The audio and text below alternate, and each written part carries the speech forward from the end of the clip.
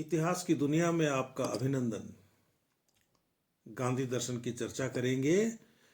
मित्रों, गांधी दर्शन के क्रम में अब तक अपन 63 बार मिल चुके हैं और आज 64वीं बार मिल रहे हैं। आज हम गांधी जी की आत्मकथा की बात करेंगे और यह आत्मकथा की बात कई अंकों तक चलेगी।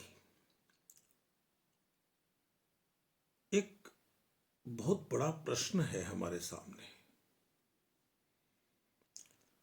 कि जो लोग आत्मकथा लिखते हैं,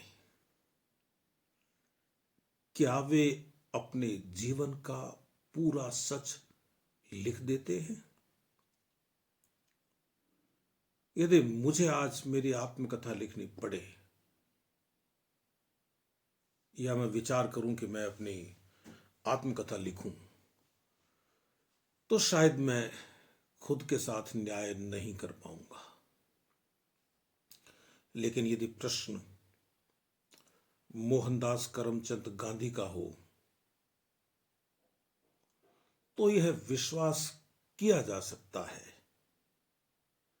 कि उन्होंने अपने लिखे के साथ न्याय किया है। उनकी ये जो किताब सत्य के साथ मेरे प्रयोग, जो उनकी आत्मकथा भी है, अपने आप में सच्चाई का दस्तावेज ही है।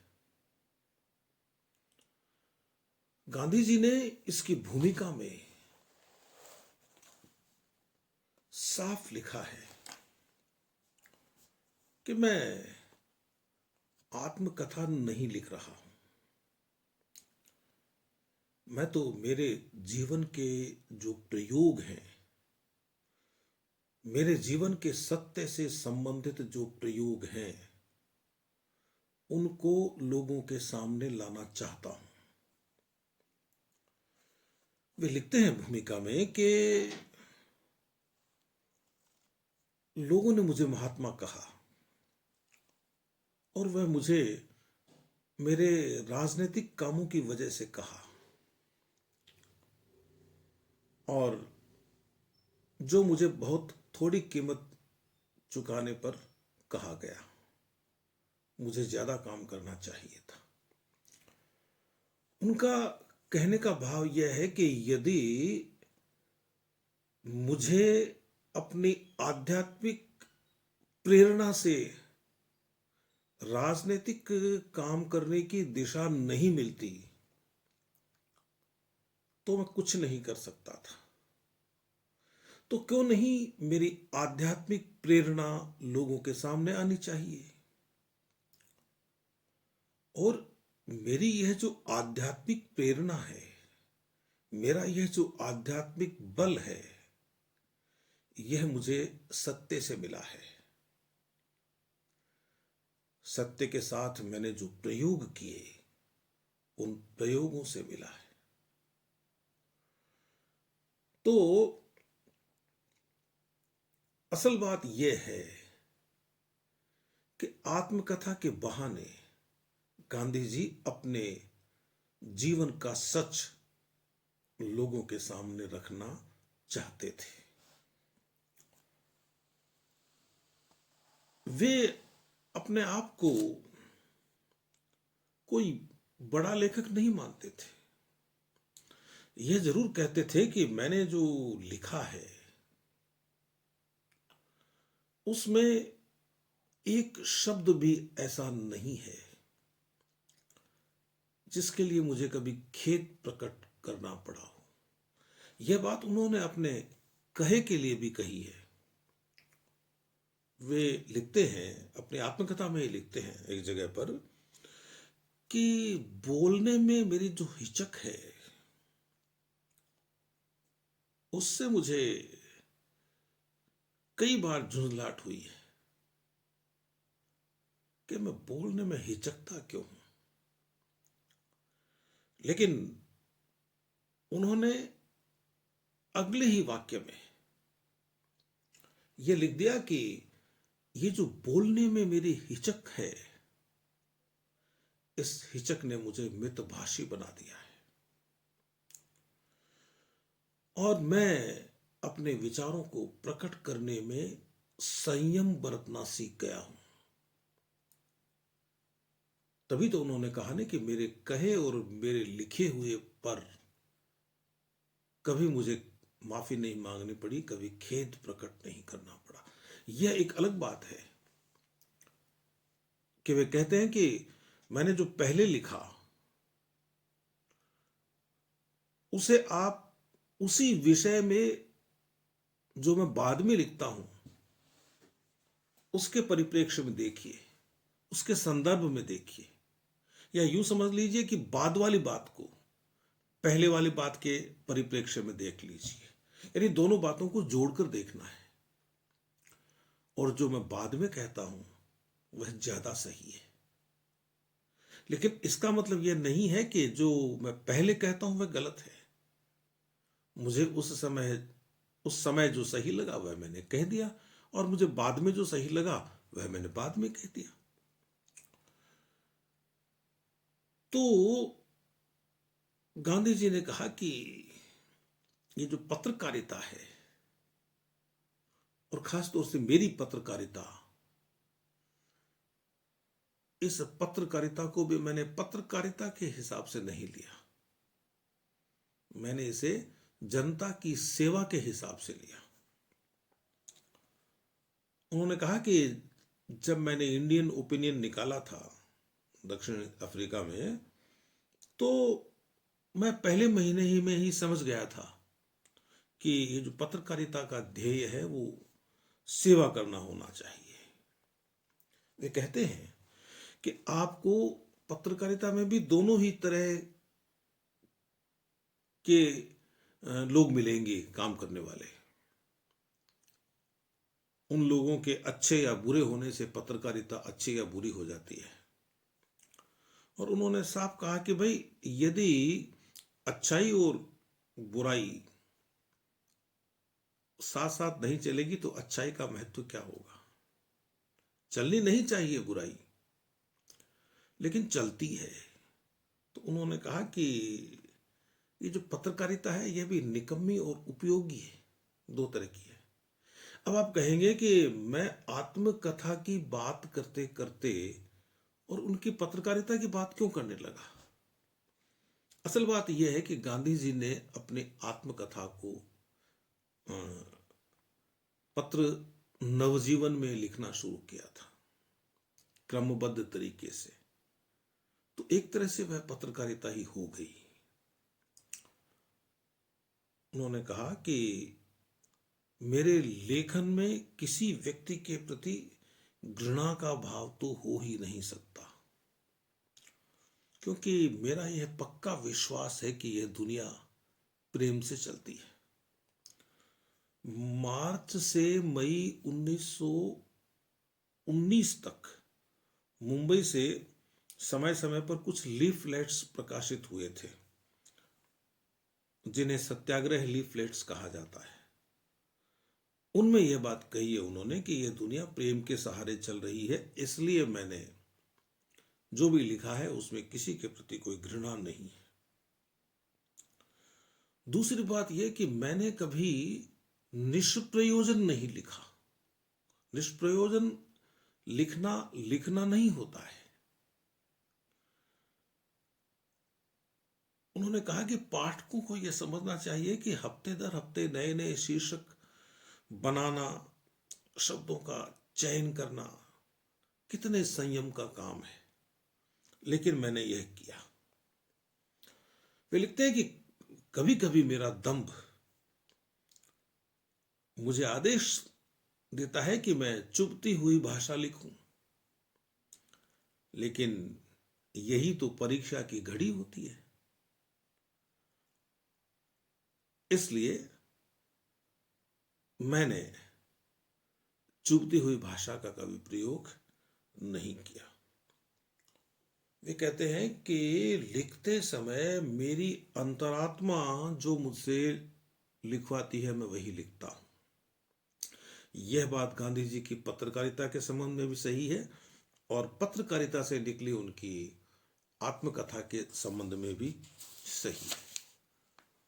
उन्होंने कहा कि मेरे जितने भी सचेतन विचार हैं वे सब मेरी अंतरात्मा से निर्देशित होते हैं, मेरे सारे काम मेरी अंतरात्मा से निर्देशित होते हैं।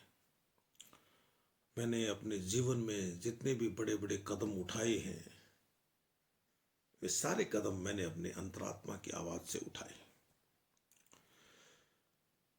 एक बात उन्होंने और कही, वह हमें समझ लेनी चाहिए। वैसे तो मैंने हिंद स्वराज्य की बहुत चर्चा की है आपके साथ, बहुत बातें की हैं। उसमें मैं कह चुका हूं कि गांधी जी का अपने लेखन के बारे में क्या विचार था।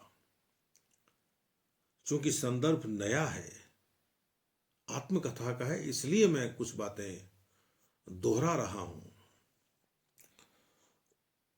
उन्होंने कहा कि जहां तक विचारों की उत्पत्ति का सवाल है, मुझमें कुछ मौलिकता है। अब यहां आप देखिए, जो लोग ये कहते हैं ना कि यह मेरा मौलिक विचार है, मुझसे पहले ऐसा किसी ने नहीं सोचा, वे लोग झूठे होते हैं। क्योंकि लेखन वह जो है वह तो गांधी जी कहते हैं कि एक तरह का उपोत्पाद है, बाई प्रोडक्ट है। आप कहीं से सीखते हैं, फिर थोड़ा सा आगे बढ़ते हैं, बहुत थोड़ा। जहां तक मैं अपनी स्वयं की बात करूं तो मैं कभी कभी लिखता हूं तो यह दावा मैं कतई नहीं कर सकता कि जो मैंने लिखा उस विषय में पहले कभी नहीं कहा गया या लिखा गया। ठीक है, बात कहने का अंदाज थोड़ा बदल जाता है, लेकिन बातें वही होती हैं जो पहले हो चुकी होती हैं। बहुत थोड़ा अंश होता है मौलिकता का, और इसे गांधी जी ने स्वीकार किया है कि मैं तो अपने विचारों का प्रचार प्रसार करने के लिए लिखता हूं। लेकिन एक बात जिसका बार बार जिक्र होता है, हरिजन में लिखा उन्होंने 1 मई 1947 को कि अंततः मेरा काम ही शेष रह जाएगा। जो मैंने कहा है और जो मैंने लिखा है वह नहीं। इस बात का मतलब क्या है? इस बात का मतलब यह है कि आपकी कथनी और करनी में अंतर नहीं होना चाहिए। आपकी जो करनी है वह ज्यादा महत्वपूर्ण है। आपके लेखन से ज्यादा बड़ा आपका कर्म होता है। तो ये गांधी जी का अपने लेखन के बारे में दृष्टिकोण था, और ये जो दृष्टिकोण है गांधी जी का अपने लेखन के बारे में, यह उन्होंने हिंद स्वराज्य की भूमिका में भी प्रकट किया है। हमें ये जो सत्य के साथ मेरे प्रयोग या हिंद स्वराज या उनकी कोई भी किताब, उसमें भूमिका को जरूर देखना चाहिए। अब हमारे सामने उनकी आत्मकथा है, यदि हम उनकी भूमिका पर थोड़ा ध्यान दे लें, भूमिका को समझ लें, तो हमें उनका मंतव्य समझ में आ जाएगा कि वे क्यों लिख रहे हैं। ये जो भूमिका है ये उन्होंने लिखी थी 25 नवंबर 1925 को साबरमती में, अपने आश्रम में बैठ के लिखी थी ये भूमिका उन्होंने। और इस भूमिका में वे साफ लिखते हैं कि मेरा उद्देश्य आत्मकथा लिखना नहीं है, मैं अपने विचारों का प्रचार करना चाहता हूं। और वे इसकी पृष्ठभूमि भी बताते हैं भूमिका में, शुरुआती उस पृष्ठभूमि से करते हैं। वे कहते हैं कि 4 या 5 वर्ष पहले मेरे कुछ निकट के मित्रों ने आग्रह किया था कि मैं आत्मकथा लिखूं, और मैंने उस पर काम भी शुरू कर दिया था। लेकिन मैं एक पन्ना भी पूरा नहीं कर पाया था। फुल स्केप, एक पन्ना, फुल स्केप नहीं, फूल स्केप। फूल, फूल बने मूर्ख, मूर्ख की टोपी। हम आमतौर पे इसे फुल स्केप, फुल स्केप बोलकर लिखते हैं, यह नहीं है। खैर वह एक अलग मुद्दा है, मुझे शायद उसकी बात नहीं करनी चाहिए थी। खैर, तो वे लिखते हैं कि 4 या 5 साल पहले मुझे लोगों ने कहा था, मतलब 1920 के आसपास, कि आप लिखिए। और मैंने लिखना शुरू किया और एक पन्ना भी नहीं लिखा था कि मुंबई में ज्वाला भड़क उठी और मेरा काम बीच में रह गया। फिर मैं लगातार दूसरे कामों में उलझता चला गया और आखिर में फिर मैं यरवदा की जेल में आया। वे कहते हैं कि भाई जयराम दास भी वहां थे, उन्होंने कहा कि आपको अब आत्मकथा लिख डालनी चाहिए। तो उन्होंने कहा भाई अब 1 साल तक का तो मेरा कार्यक्रम बन चुका है, मेरा अभ्यासक्रम बन चुका है, और उसके बाद मैं इसे शुरू करूंगा। यदि मैं जेल में ज्यादा रहता तो शायद वहीं इसको मैं पूरा करता, लेकिन ऐसा हुआ नहीं। उन्होंने कहा कि मैंने दक्षिण अफ्रीका के सत्याग्रह का इतिहास लिखा और उसके बाद मेरा मन हुआ कि मुझे आत्मकथा लिखनी चाहिए, मैं लिखने को तैयार हूं। फिर उन्होंने कहा कि स्वामी आनंद ने मुझसे कहा है कि आप आत्मकथा लिखिए। तो उनका ये कहना है कि आप एक बार में पूरी लिख दीजिए और वो एक किताब के रूप में छपे। लेकिन मेरे पास इतना समय नहीं है कि मैं एक साथ लिख सकूं, इसलिए मैं इसे नवजीवन में थोड़ी थोड़ी करके लिखूंगा, क्योंकि मुझे नवजीवन के लिए कुछ न कुछ लिखना ही होता है। तो फिर क्यों ना मैं आत्मकथा लिखूं। और इस तरह से फिर मैंने आत्मकथा लिखनी शुरू की। अभी भूमिका की बातें शेष हैं। जब हम अगली बार मिलेंगे तो उसके संबंध में बात करेंगे। तब तक आप मुझे आज्ञा दीजिए। नमस्कार।